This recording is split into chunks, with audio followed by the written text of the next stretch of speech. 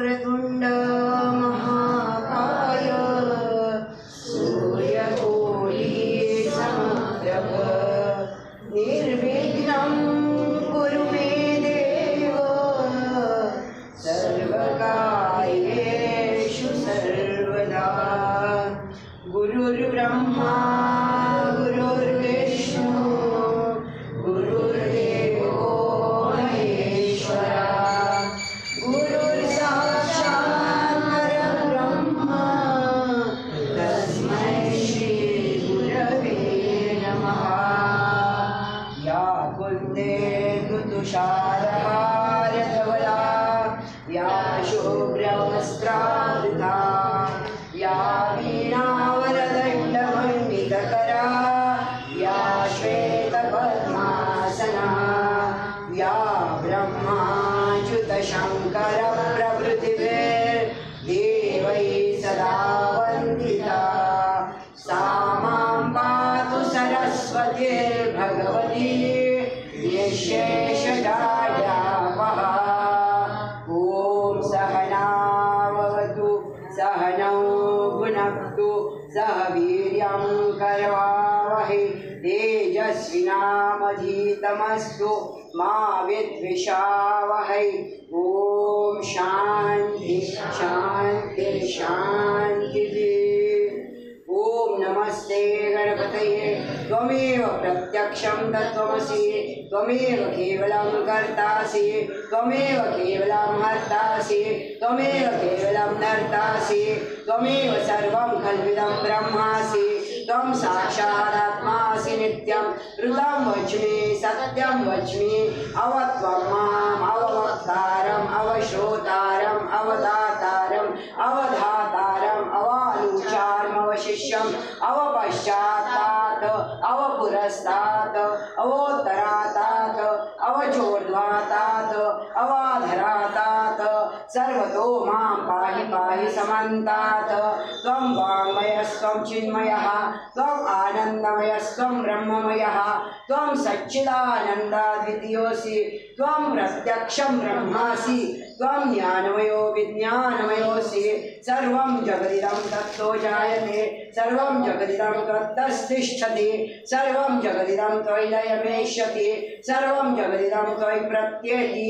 त्वं भूमिरापो नलो नीलो नभः त्वं चत्वारि वाक्पदानि त्वं गुणत्रयातीतः त्वं कालत्रयातीतः त्वं देहत्रयातीतः त्वम् अवस्थात्रयातीतः त्वं मूलाधारस्थितोऽसि नित्यं त्वं शक्तित्रयात्मकः त्वां योगिनो ध्यायन्ति नित्यं त्वं ब्रह्मा स्वं विष्णुस्तं रुद्रस्तं इन्द्रस्तं अग्निस्तं वायुस्तं सूर्यस्तं चन्द्रमास्तं ब्रह्मभूर्भुवस्वरोम गणादिपूर्वमुच्चार्य वर्णादि तदनन्तरम् अनुस्वारपरतरः अर्धेन्दुलसितं तारेण रुद्धम् एतत्तव मनुस्वरूपं गकारो पूर्वरूपम् अकारो मध्यमरूपम् अनुस्वारशान्तरूपं बिन्दुरुत्तररूपं नादसन्धानं सहिता सन्धिः सैषा गणेशविद्या गणकऋषिः निच्रुद्गायत्री छन्दः गणपतिर्देवता। ॐ गं गणपतये नमः। एकदन्ताय विद्महे वक्रतुण्डाय धीमहि तन्नो दन्ति प्रचोदयात्।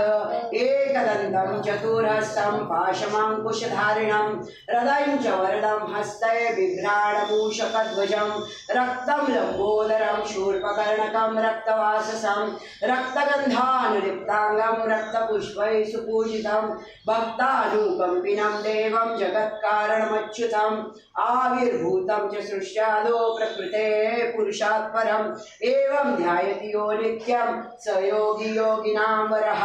नमो व्रातपतये नमो गणपतये नमो प्रमथपतये नमस्ते अस्तु लम्बोदराय एकदन्ताय विघ्ननाशिने शिवसुताय श्रीवरदमूर्तये नमो नमः।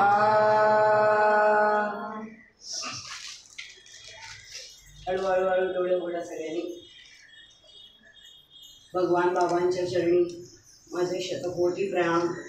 आपल्या सर्वांच्या हृदयामध्ये तुम्ही ज्या देवाला मानता तो देव बसलेला आहे, त्यालाही माझे शतकोटी नमस्कार प्रणाम. साईराम म्हणा सगळ्यांनी. साईराम साईराम साईराम. ज्या वेळेला तुम्ही 2 मिनिटं 3 मिनिटं आपण डोळे मिटले आणि जे काही 2-3 श्लोक म्हणले, जे काही अथर्व शीर्ष म्हणलं, त्यामुळे तुम्हाला कसं वाटलं? छान वाटलं. छान वाटलं म्हणजे काय वाटलं? प्रसन्न वाटलं. मनामध्ये हृदयामध्ये आनंदाच्या लहरी उत्पन्न झाल्या की नाही? आपण त्याला मनशांती म्हणतो. पीसफुल वाटलं असं म्हणतो. ताई मध्ये कोणीच बोलू नका. ताई मध्ये कोणीच बोलू नका. आनंद वाटला, हृदयामध्ये चांगलं वाटलं, छान वाटलं. म्हणजे काय वाटलं? हा आनंद आपल्याला प्रसन्नता वाटतेय, हृदयात छान वाटतंय, आनंद वाटतंय. अशा आनंदात राहायला आपल्याला आवडेल ना? आपल्याला नक्की आवडेल. पण हा आनंद, ही शांतता, हा आनंद चिरकाल आपला टिकत नाही. ज्या वेळेला आपण 2-3 मिनिटं बसतो, डोळे मिटतो, परमेश्वराचं नाव घेतो, त्यावेळेला आपल्याला छान वाटतं, मनशांती मिळते. म्हणून आपल्याला मंदिरात जायची गरज पडते. कारण आपल्याला वाटतं की परमेश्वर आपल्या घरामध्ये नाहीये, तो फक्त कुठे? मंदिरामध्ये आहे. म्हणून आपण काही झालं की कुठे निघतो? मंदिरामध्ये जातो. बरोबर आहे. तिथे अतिशय प्रसन्न वातावरण आहे. का? कारण तिथे येणारे लोक हे फक्त त्याचंच नाव घ्यायला येतात. मंदिरात आल्यानंतर कोणाचं काय मनात काय ह्या भावना नसतात. कशाहीसाठी तुम्ही आला असाल मंदिरात, पण त्यावेळेला तुमच्या समोर फक्त परमात्मा असतो, भगवंत असतो, जो पण तुम्ही मानताय, गणपती, दत्त, शंकर. पण त्यावेळेला तुम्हाला असं एक वाटत असतं की हा देव फक्त मंदिरात आहे.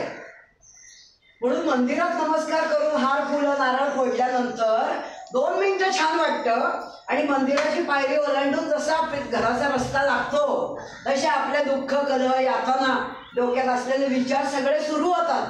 बरोबर आहे का नाही? मी एकटी बोलणार नाही. बरोबर आहे ना? मग का असं? आपल्याला मंदिरातली शांतता ही 24 तास मिळाली तरी आवडेल ना? मग का असं होत नाही? याचं उत्तर आपल्याचकडे, दुसऱ्या कोणाकडे उत्तर नाहीये.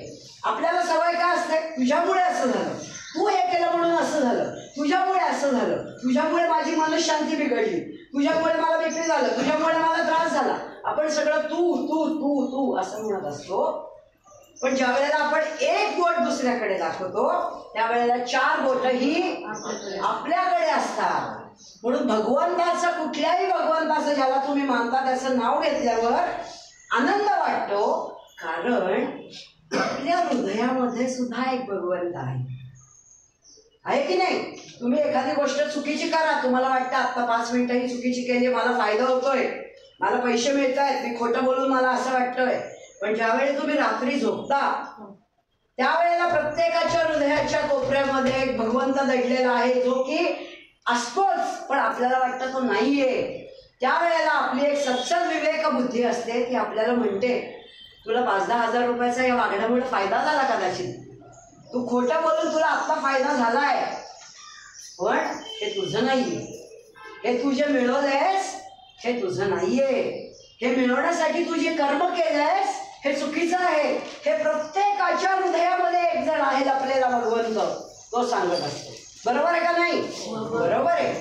पण आपला काम, क्रोध, मद, मोह, मत्सर हे जे षडरिपू आहेत बसलेले, त्यांनी आपलं हृदय झाकाळून टाकलंय. त्यामुळे चांगलं काय वाईट काय हा विचार करण्याची क्षमता सुद्धा आपण स्वतः हरवून बसलोय. भगवंताचं नाव घेतल्यानंतर कुणालाही आनंद होतो, समाधान वाटतं. आपण 3-4 मिनिटं डोळे मिटल्यावर आपल्याला ते जाणवलं, व्हायब्रेशन्स क्रिएट होतात. म्हणजेच त्याची जी शक्ती आहे ती शक्ती आपल्यामध्ये पण आहे. ट्यूब लाईट किंवा दिवा कसा लागतो? जेव्हा एक निगेटिव्ह आणि पॉझिटिव्ह वायर एकत्र येते, बटन दाबल्यावर लाईट लागतो. तसं ज्या वेळेला आपली आंतरिक शुद्धी, भगवंत म्हणजे काय हो? पवित्र, शुद्धता, स्वच्छता, आणि ज्याला कुठलेही कामक्रोध, मदमोह, मत्सर हे षडरिपू चिकटलेले नाहीये, म्हणजे भगवंताने. पण ज्या वेळेला तुम्ही अतिशय शुद्धतेने आणि पावित्र्याने त्याचं नाव घेता त्यावेळेला त्याचा करंट आणि तुमचा करंट एक होतो.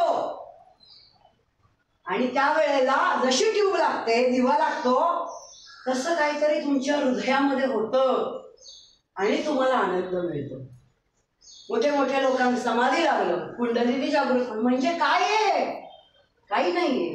तो आणि मी एकच असल्याची ही प्रचिती आहे. पण हे खूप उच्च स्टेजेस आहे. आपल्याला इतकं काही नाही करायचंय. एवढं काय अवघड आहे सगळं, आपल्याला जमणारही नाही. मग आपल्याला काय करायचंय? आपल्याला सुखी आणि समाधानी राहण्याचा मंत्र शोधायचा आहे. की आत्ता 2-3 मिनिटं मला जसं बरं वाटलंय तसं मला बरंच वाटलं पाहिजे, मला आनंदच मिळाला पाहिजे. कारण मनुष्य सगळी धडपड जी आहे माणसाची, तुम्ही कुठल्याही तुमचे अक्षर आठवा, कुठल्याही तुमची कृती तुम्ही काय करताय ते आठवा आणि विचार करा की माणसाची प्रत्येक ॲक्शन, प्रत्येक गोष्ट ही कशासाठी आहे? सुखासाठी आहे, आनंदासाठी आहे, काहीतरी चांगलं प्राप्त करण्याची धडपड आहे. पण गल्लत अशी होते की माणसाला काय वाटतं, माझं आता 2 बेडरूमचं घर आहे, त्या 3 बेडरूमचं झाल्यावर मला आनंद मिळेल. माझ्याकडे आता छोटा टीव्ही आहे, बाजारात आता मोठे LED आलेले आहेत, तो जेव्हा माझ्या भिंतीवर मोठ्याच्या मोठा लागेल त्यावेळेला मला सुख मिळेल. माझ्या छोट्या फ्लॅटचा जेव्हा बंगला होईल त्यावेळेला मी सुखी राहील. माझ्याकडे छोटा मोबाईल आहे, तो आता अँड्रॉइड येईल की ज्याच्यामध्ये नेट आणि जग आहे आणि ज्याच्यामुळे आज युवा पिढी बर्बाद होतीये, असं जेव्हा माझ्याकडे येईल त्यावेळेला मी सुखी राहील. पण मित्रांनो, ही सुखाची कल्पनाच नाहीये आणि ही आनंदाची कल्पनाच नाहीये. पण हे माणसाला केव्हा कळतं? ज्यावेळी माणूस आडवा पडतो. ज्या वेळेला माणूस बेडवर आडवा पडतो त्यावेळेला खरं आपलं कोण, खरं आपलं कोण नाही. पैसे आपल्याला काय देऊ शकतात? जेवढे टीव्ही, फ्रीज, बंगले घेण्यासाठी मी जीवाची धडपड आकांत केला, माझ्या आयुष्यातली 30, 40, 50 वर्ष पैशाच्या मागं लागून लागून मी बर्बाद केलं. ते मला जेव्हा मी आडवा पडलोय त्यावेळेला उपयोगी येत नाहीये. माझी दाढ दुखायला लागली, LED टीव्ही चालू करा, बघत बसा, दाढ थांबते का? मोठ्याच्या मोठं घर घेतलंय मी, अहो पण हातपाय चालत नाही, 2 पावलं चालता येत नाही, बंगला काय करणार आहे का? करणार आहे का? नाही. त्यामुळे आनंद, सुख, समाधान, शांती या गोष्टीत नाहीच आहे. आणि ज्याच्यासाठी की आपण अख्खं आयुष्य घालवत आलोय, पैसा पैसा पैसा पैसा, कशासाठी? वरती जाताना अंगावरचं वस्त्र येणार आहे का? बोला, ते सुद्धा जळून जाणार आहे. सोनं, दागिने, चांदी, काय गमवलंय, पुंजी, नोटा येणार आहेत का? ज्या माणसांसाठी जीव जीव तिळ तिळ तुटतोय, मुलं, नवरा, जे तुमचं अगदी क्लोज आहे, येणार आहे का? आडवं ठेवल्यानंतर काय म्हणतात तुम्हाला लोक? बॉडी कधी उचलणार? विचार करा. विचार करण्याची वेळ आयुष्यामध्ये आलेली आहे. आतापर्यंत केला नसेल तर विचार करा. ज्याच्यासाठी आपण रक्त पाणी एक केलं, अशी आपली मुलं, बाळ, काय ज्यांना तुम्ही सगळ्यात जवळचं मानताय, कोणी, आई वडील, मुलं, नवरा, बायको, ज्यांना तुम्ही मानताय, अशी सुद्धा बरोबर येणार नाही. घाई करायला लागतात. किती वेळ ठेवायचंय? रडतील 5 मिनिटं, पण घाई करतील, आता कधी उचलायचंय. शेवटी काय लावणार? काळी लावणार आणि राखेमध्ये राख मिसळणार. हा यथार्थ आहे. मग कशासाठी आयुष्यातला किती वेळ घालवायचा हे ज्याला लवकरात लवकर कळेल तो मनुष्य सगळ्यामध्ये सुखी आहे. जर आपल्याला कळलंय की आपण नोटा बंडल बरोबर नेऊ शकत नाही, मोठ्या मोठ्या पैठण्या साड्या बरोबर नेऊ शकत नाही, दाग दागिने जमून जमून जमून पैसे साठवून घेतलेत ते बरोबर नेऊ शकत नाही, सोन्यासारखी माणसं जी आपली आहेत, नवरा, मुलं, बाळ, नातवंड, ती पण दारापर्यंत येतील, फार फार तर स्मशानापर्यंत येतील, ती पण पुढच्या मार्गात प्रवासी नाही. तुमची कोणीच प्रवासी नाही. मग हे सगळं करण्यासाठी आयुष्य का घालवताय? अशी प्रॉपर्टी जमा करा की जी तुमच्या बरोबर जन्मोजन्म येईल, जिथं जा तिथं तुमच्या बरोबर येईल. मग अशी प्रॉपर्टी काय आहे? अशी प्रॉपर्टी एकच आहे, जी तुमची कर्म आहे. तुम्ही हापूस आंब्याची बी जर जमिनीत वेरली तर त्याला तोतापुरी आंबा येईल का? त्याला रायवळ आंबा येईल का? त्याला गावठी आंबा येईल का? नाही येणार. आणि गावठी पेरली तर त्याला तोतापुरी येईल का? नाही. बोलू नका ताई, कोणीच बोलू नका, खूप महत्वाचं बोलते मी. म्हणजे आपल्या कर्माचा नियम हा आहे की तुम्ही जे पेराल तेच उगवणार आहे आणि तेवढंच तुमच्या बरोबर येणार आहे आयुष्यामध्ये. मग तडफड एवढी हे सगळं मिळवण्यासाठी कशाला करताय? कशाला जीवाच्या आकांताने पैशाच्या मागे लागलाय? एक खोल्याचे 2 खोल्या कर. तुमची गरज काय आहे मित्रांनो? आमचे स्वामी नेहमी सांगतात, पैसा किती पाहिजे? तुमच्या पायाची चप्पल आहे तेवढाच पाहिजे. तो लहान झाला तर चप्पल चावायला लागतील, जखमा होतील. फार कमी पण बोलत नाही. अन्न वस्त्र दारात आलेला अतिथी 2 वेळा दुपारी 12ला आला तर अर्धी भाकरी आपण त्याला द्यावी, एवढं आपल्याकडे पाहिजे. पण तो जर जास्त चप्पल मोठी झाली, तुम्ही घसरून आपटणार, तुम्ही पडणार. इतका पैसा झाला तर रात्रीची तुमची झोप जाणार की ह्या पैसा असा मी कमवलाय, असं करून कमवलंय, ह्याचं करू काय? म्हणजे माणसाच्या गरजा काय आहेत? एक 6x6ची गादी, एक उशी, एक पांघरुण आणि 2 वेळचं उत्तम खायला जेवण. आला दारात कोणी तर अर्धी भाकरी त्याला देणे, एवढीच गरज आहे. कारण तुम्ही पैसा किती मिळवला तरी प्राण जाताना हातातली गोळी हातात राहते, हातातली गोळी हातात राहते. ती तोंडामध्ये घालण्याचंही श्वास शिल्लक राहत नाही. जन्माला आल्यावरच पुढचं तिकीट तुमचं काढलेलं आहे.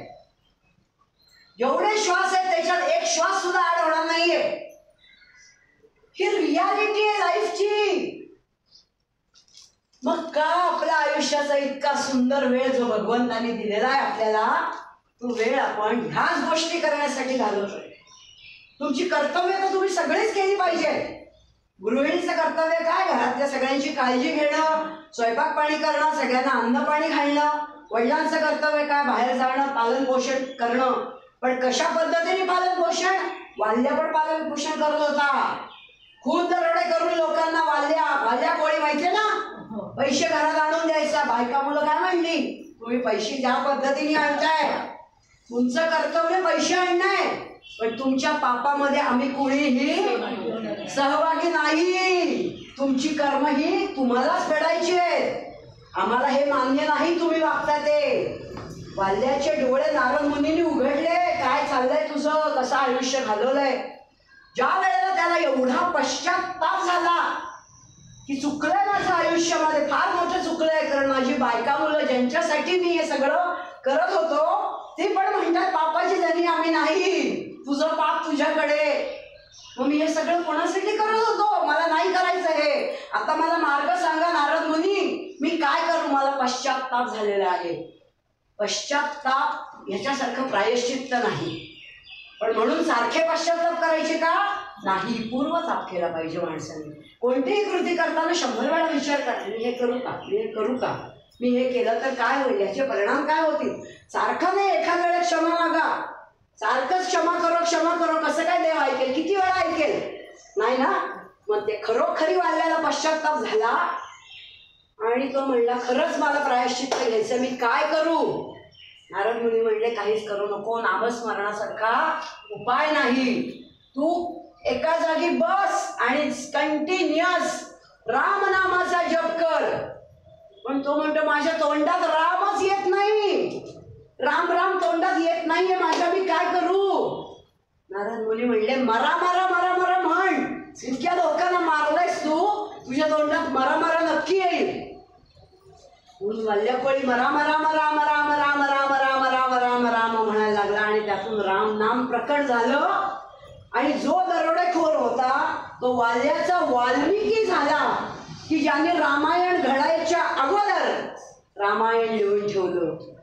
एवढी ताकद आहे भगवंताच्या नावामध्ये, एवढी ताकद आहे. पण आपला जप कसा असतो? राम राम राम राम राम. राग शिट्ट्या किती झाल्या? राम राम राम राम. भाजी चढली गॅसवरची. राम राम राम राम. कोण आलंय?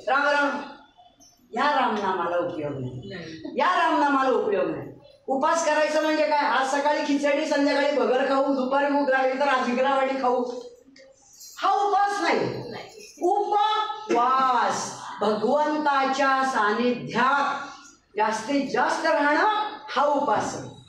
भगवंताचं नाव फक्त सुखात घेताय का दुःखात? स्वतःला विचारा. मुलीचं लग्न होऊ दे, मुलगा पास होऊ दे, मुलाला चांगली नोकरी लागू दे, मग राम राम राम राम राम राम राम. आणि चांगले दिवस आले की कोण राम आणि कोण कृष्ण?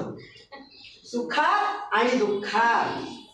ज्या वेळेला तुम्ही भगवंताच, कारण तुमच्यापेक्षा हिमालयामध्ये 300-300 वर्ष लोक बसले तपश्चर्याला, मग तुम्ही हात मारल्यावर तो का देत नाही? प्रत्येकाला वाटतं मी एवढे उपास केले, मी श्रावणी सोमवार केले, मी निर्जळी उपास केले, मी हे उपास केले, मग तो का देत नाही? वाटतं की नाही? मनात येतं एवढं मी देवासाठी फुलं आणून घालतीये, नारळ फोडतीये, हार घालतीये, तो का देत नाही मला? कारण एक दिवस हे घालून 364 दिवस जर तुमचा संपर्क नसेल तर तुम्ही हात मारल्यावर तो म्हणे 364 दिवस थांब, मग मी 365 दिवसाला तुला ओ देईन. बरोबर आहे ना? तुमच्या जीवनात तुम्ही त्याला महत्व किती देताय तेवढंच तो तुम्हाला महत्व देणार. बरोबर आहे की नाही? मग तुम्ही म्हणाल हे सगळं तर चांगलं आहे बाबा, आमचे कर्मच आम्हाला फेडायचे, जे आम्ही पेरून ठेवलंय तेच करायचंय. मग देवाचं नाव घेऊन उपयोग काय? देवाची भक्ती करून मी उपयोग काय? येईल की नाही म्हणा? बरोबर. पण तुमचं पूर्वजन्मापासून आलेलं आहे ना, ते संपणार कसं? ती कर्म गाडल्या गेल्याशिवाय चांगली कर्म वरती येणार कशी? आपल्याला वाटतं वाईट कर्म केलेलं, अरे वा काय सुखी आहे, आणि आमच्या वाट्याला एवढं का? येतात की नाही प्रश्न सगळ्यांच्या मनात. मग भगवंताची भक्ती करण्याचा उपयोग काय? याचं उत्तर असं आहे, तुम्ही समजा 500 रुपयाची वाईट कर्म केलेली आहे. किती? 500 रुपयाची. बरोबर. म्हणजे 500 रुपयाची वाईट कर्म तुम्हाला फेडावी लागणार आहेत का नाही? लागणार आहे. तुमचा खिस्सा जर 1-1 रुपया 1-1 रुपया अशी 500 नाणी एवढ्याने भरला तर तुम्हाला काय होईल? अरे रे पडेल का नाणं, चालताना जड होणार, बापरे सारखा हातपडी घेईल का, मनात येणार का नाही? म्हणजे 500 रुपये आहेत ते, पण तरी तुम्हाला काय वाटतंय? कसं आहे, जड झाले जड झाले. परमेश्वर काय करेल? 500 नाणी आहेत ना तुझी, देऊन टाक मला सगळं. एक 500 रुपयाची नोट घे आणि खिशात टाकेल. कर्म कमी झाली का? नाही. 500 रुपयाचीच कर्म आहेत खिशामध्ये, पण काय झालं? हलकेपणा आला. हलकेपणा आला. जे दुःख आहे तो भोगण्याची ताकद मिळाली. दुःख कसं मी पार केलं हे मला कळलंही नाही. हा भगवंताच्या नावाचा महिमा आहे. कर्म तुला तुझी फेडायची 500 रुपयाची, पण कॉईन असल्यावर जे मला दुःख आहे, नको वाटतं एवढं सगळं घेऊन पुढं जायला. देव म्हणे हरकत नाही, तुला 500च कर्म फेडायचंय, पण ते कॉईन दे आणि ही नोट ठेव. हलकं झालं मला, बरं वाटलं मला. समजलं मला काय म्हणायचं? समजलं? तुमची कर्म चुकणार नाही. तुम्ही मागच्या जन्मी 10,000 रुपये चोरले, कोणाची झाली? 500% तुमचे 10,000 रुपये चोरीला जाणार आहे या जन्मात, कारण तुमचंच कर्म आहे. तुमचंच कर्म आहे. तुमचे चोरणारच पैसे कोणीतरी 10,000. पण तुम्ही भगवंताचं नाव घेताय, तुम्ही त्याची अतीव भक्ती करताय. मागच्या जन्मी काय झालं तुम्हाला माहित नाहीये. बरोबर. मग परमेश्वर काय करेल? अशी व्यवस्था करेल की ज्या वेळेला तुमच्या अकाउंटवर 1,00,000 रुपये होतील त्यावेळेला 10,000 रुपयांची चोरी होईल तुमची. मग ते होणारं दुःख, आणि तुम्ही कष्ट करून करून करून करून 10,000 रुपये अकाउंटवर जमवले आणि 10,000 रुपयांची चोरी झाली, तर हे होणारं दुःख. फरक आहे की नाही? डोकं आपटून घ्याल. माझ्याकडे 10,000 रुपये आहेत आणि 10,000 रुपये चोरीला गेले, पण माझ्याकडे 1,00,000 रुपये आणि माझे 10,000 रुपये गेले. ठीक आहे, दुःख होईल, पण ठीक आहे, 90,000 आहे. याला म्हणतात परमेश्वराची कृपा. तुमचं कर्म तुम्हाला फेडायचं ना, फेडावंच लागणार. कर्माच्या नियमात भगवंत आड येत नाही, त्यामुळे तुमचं कर्म हे तुम्हाला फेडायचंच आहे. मग हे सगळं आपण आपलं 10-15 मिनिटं ऐकलं, त्यातून आपण काय बोध घ्यायचा? काय बोध घ्यायचा? चांगली कर्म तर करायची, ज्याच्याबद्दल जे कर्तव्य आहे ते करायचंच.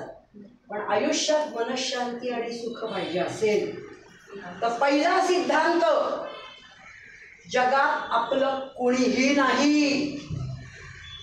एकमेव भगवंत, जो कोणी तुम्ही मानता, गणपती, शंकर, देवी, कोण जो असेल, ती शक्ती, तो भगवंत तेवढाच आपला आहे. कारण दाढ दुखली तर नवरा हातात पाणी आणून देईल, मुलगी तोंडात गोळी घालेल, पण तुमचे भोग, तुमच्या वेदना कुणीही कमी करू शकत नाही.